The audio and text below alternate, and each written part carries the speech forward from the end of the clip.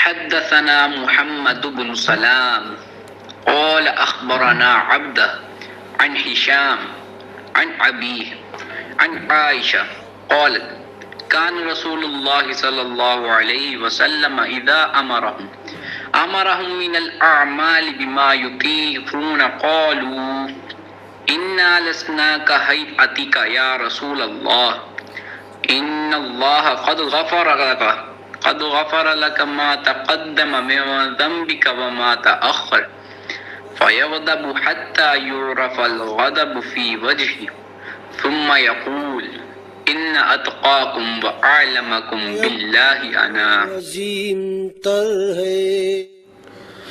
رسول اللہ صلی اللہ علیہ وآلہ وسلم لوگوں کو کسی کام کا حکم دیتے تو وہ ایسا ہی کام ہوتا جس کے کرنے کی لوگوں میں طاقت ہوتی۔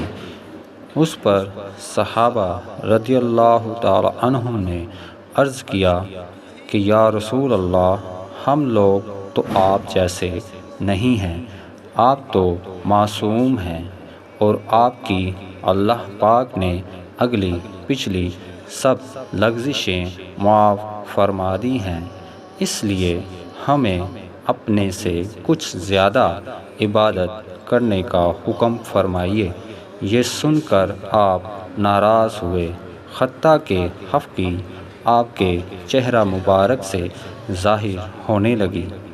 پھر فرمایا کہ بے شک میں تم سب سے زیادہ اللہ سے ڈرتا ہوں اور تم سب سے زیادہ اسے جانتا ہوں، پس تم مجھ سے بڑھ کر عبادت نہیں کر سکتے۔